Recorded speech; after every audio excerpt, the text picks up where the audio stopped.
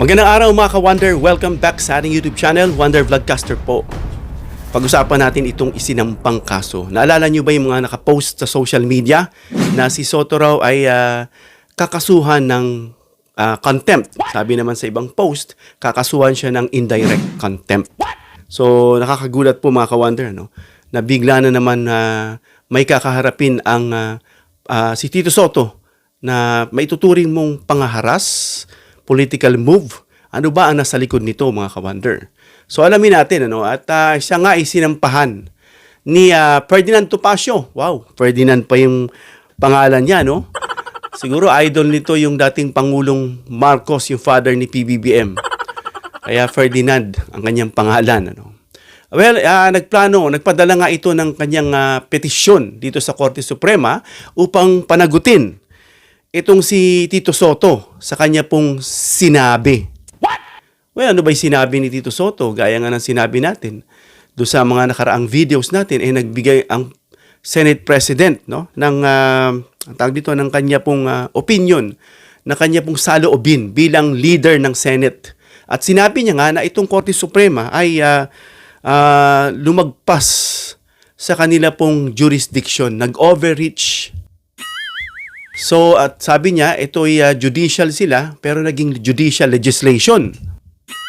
So, ibig sabihin nun, since equal power, pero may sarili-sarili silang scope, tila, pati yung scope ng legislative, yung Senate, yung Congress, ay pinasok nila. So, yun po ang sinasabi nitong nagbigay siya ng opinion. Sinabi niya, overreaching, overreaching judicial legislation. So, yun po ang ginamit ni Topacio para kasuhan siya. So, yun nga. At itong ruling na ginawa ng Korte Suprema ay kinapakasuhan si Tito Soto ng indirect contempt. Of course, mahalaga nating alamin na tayo ay Pilipino, democratic country tayo. Meron tayong laya na maghayag ng ating opinion. Ano yun? Sinosuppress mo? Kasi nasa position sila, kaya yung mata ng tao is nasa kanila. At talagang alam naman natin what is behind all of this. So, anong ibig sabihin ng reklamo na yan? Ito isang formal na isinampangang kaso. Of course, official na dokumentado at makikita ito ng publiko.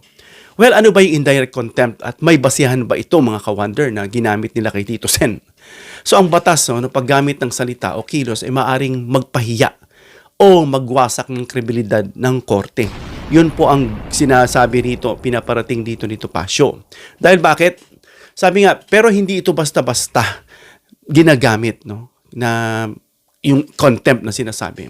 Kadalasan yung ganitong reklamo ay dapat may malinaw, ulitin natin na malinaw na ebidensya. At yung sinabi ba ni Tito Soto ka-contempt? At ang isang tao ay hindi lang nagbibigay ng opinion, kundi sadyang nanghina o nilait ba niya ang Korte Suprema sa paraang lumagpas na sa normal na talakayan?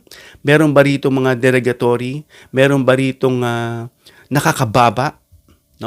Meron ba ritong talagang ka-contempt sa sinabi ni Tito Soto? Nagbigay lang naman ng masidhing puna ang Senate President bilang leader ng Senate dito sa Korte Suprema kasi nagdeklara ito ng unconstitutional daw ang impeachment complaint laban kay Sara Duterte. Yung sinasabing unconstitutional, yun yung sinabihan niyang overreaching, executive, legislative. So, pero may legal ba itong basihan kung tatawagin nating contempt? Yung sinasabi ni Tito Soto. So, maituturing itong isang opinion, mga ka-Wonder. Gaya ng ibang mga kapwa natin, content creators, gaya ng mga tao. Kung sino mang mga tao, minsan nagbibigay tayo ng isang opinion. Minsan nilalagay natin yan sa social media, yung opinion natin sa nabasa natin, sa nakita natin, tungkol sa institutional power at constitutional interpretation. Yun yung ginawa ni Tito Soto. At hindi ito isang tahasang panlalait.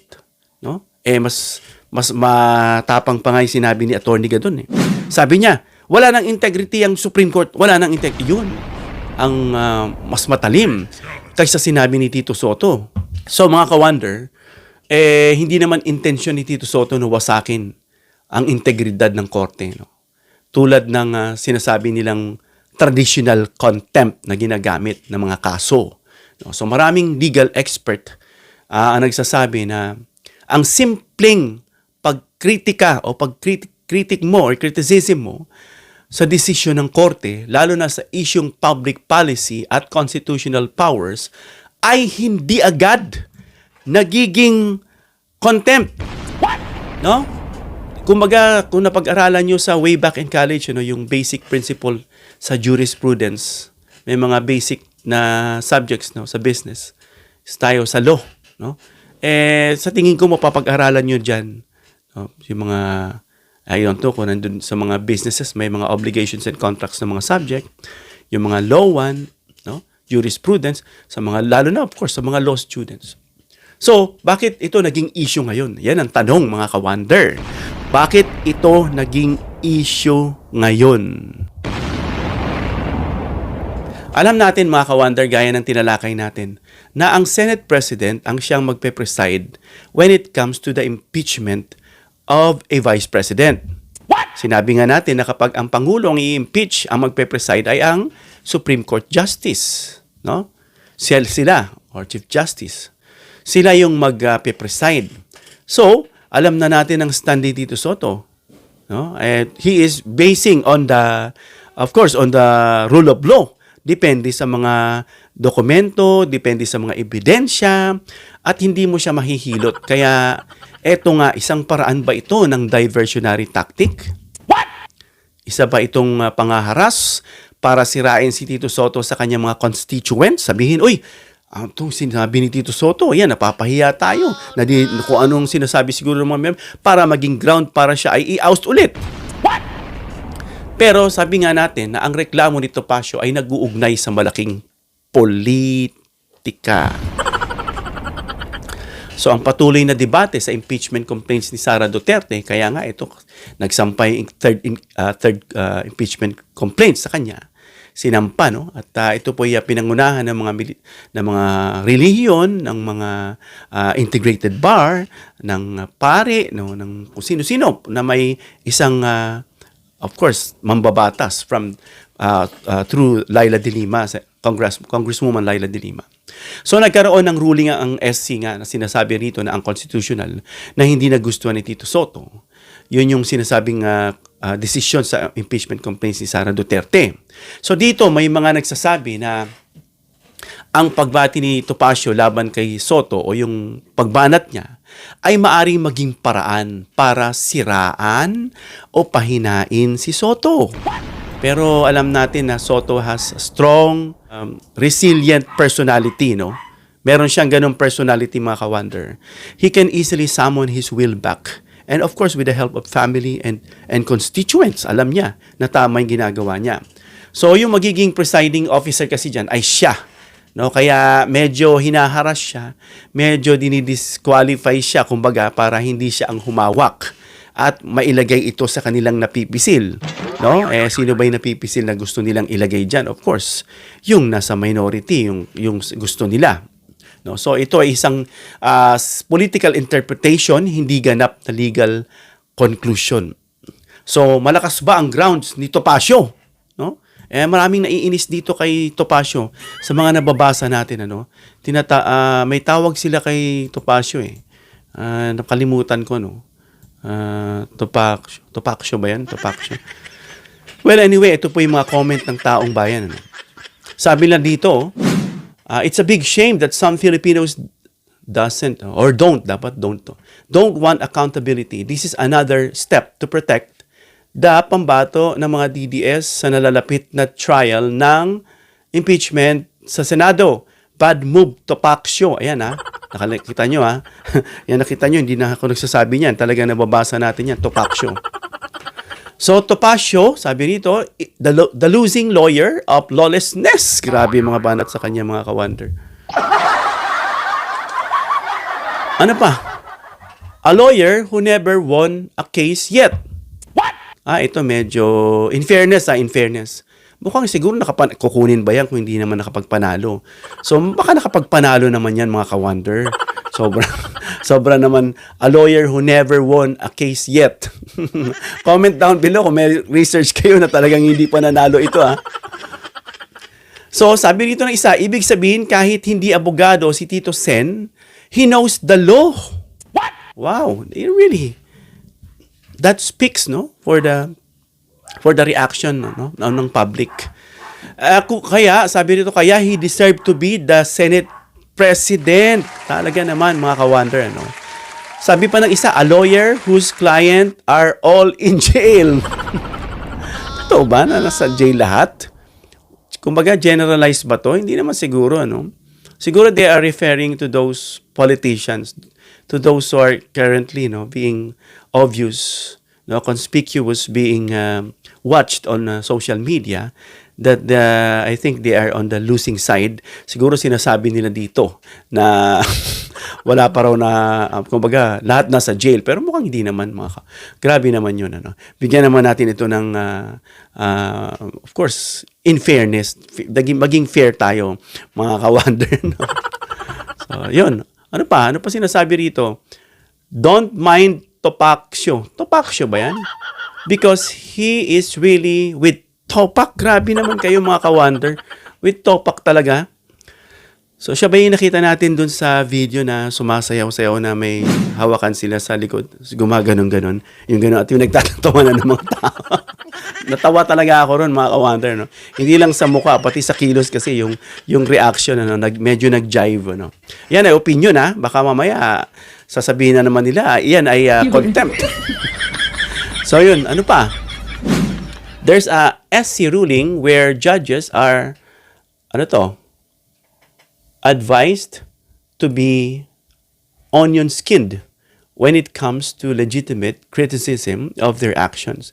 This is an opportune time to give the advice. As always, Topacio's suit is all show, no substance. No substance. Kumbaga siguro ito yung sinasabi na narinig natin na makapag-file lang yan kasi maraming kumakaso sa kanya, maraming kumukuha sa kanya para sabihin may ginagawa, no? Well, anyway, hindi na natin yan sakop, abogado yan, kaya dapat bread and butter niya rin yan, mga ka-wonder.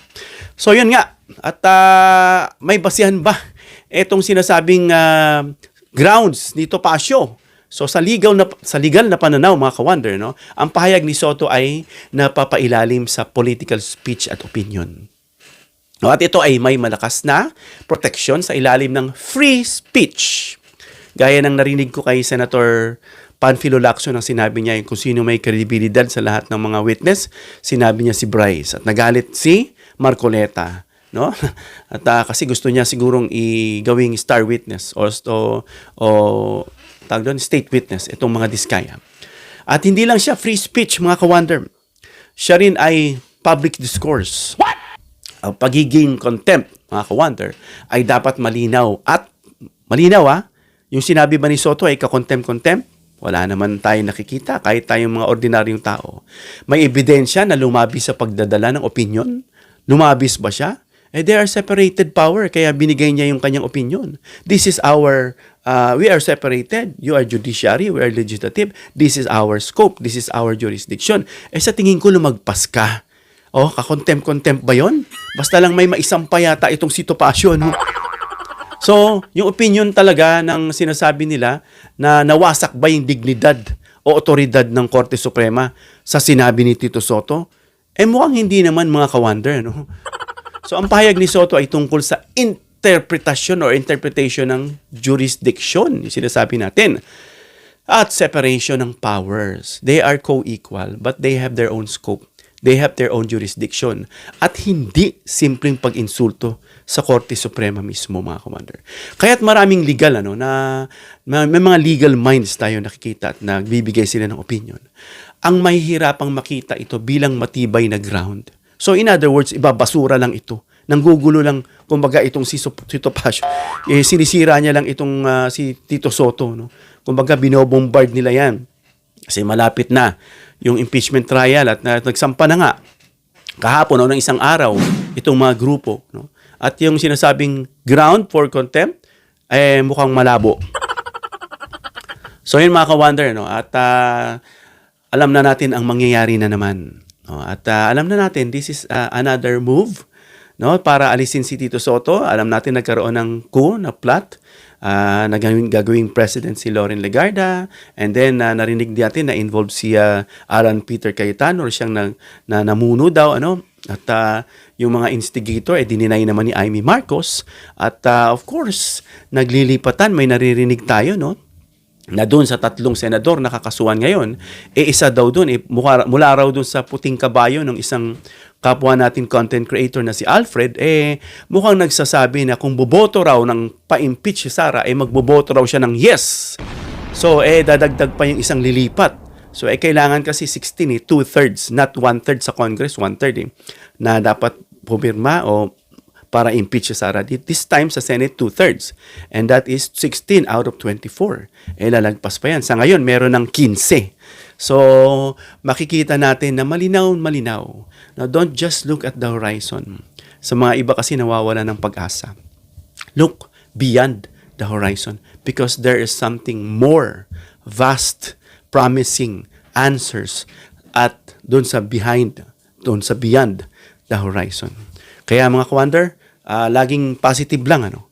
At expect natin na sana yung katuwiran, yung justice, yung accountability and transparency ay makita sa ating bayan, at makita natin at pagkatiwalaan pa rin natin ang ating konstitusyon. Hanggang dito lang tayo mga ka-wonder. Comment down below your opinion para mabasa natin at mapusuan, ma-reaksyonan. And please give me a thumbs up if you like this video para i-share ni YouTube sa iba pang mga viewers. And share this video para malaman nila itong kaso ni Tito Soto na isinampa ni Atty. Topacio, ka-contempt ba? Please subscribe, hit the notification bell icon, and choose all bilang suporta sa aming mga content creators. Hanggang sa muli mga ka-wonder. God bless.